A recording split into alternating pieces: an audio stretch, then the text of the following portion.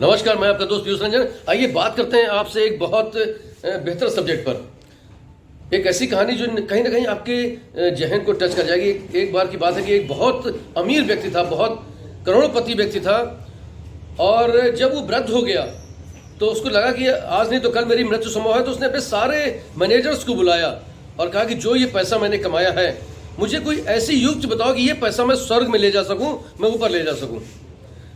सारे मैनेजर्स ने कहा अरे क्या फालतू की बात कर रहे हैं, और सुना और एक कान से दूसरे कान से चले गए।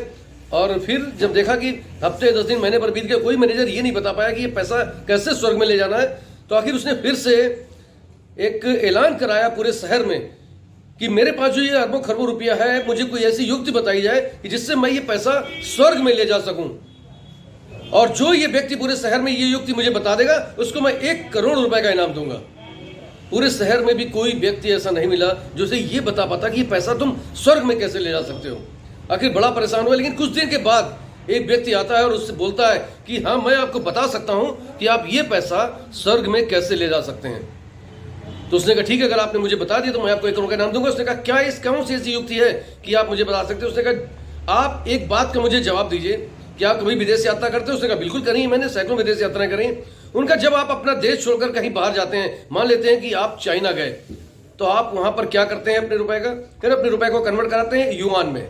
मतलब चाइना जब आप जाते हैं तो वहां की करेंसी से, युआन से आप अपने पैसे को कन्वर्ट कराते हैं। आप जब अमेरिका जाते हैं तो वहां की करेंसी डॉलर से अपने रुपए को आप कन्वर्ट कराते हैं, तब उसका वहां पर इस्तेमाल करा पाते हैं। मतलब रुपए को कन्वर्ट कराया आपने।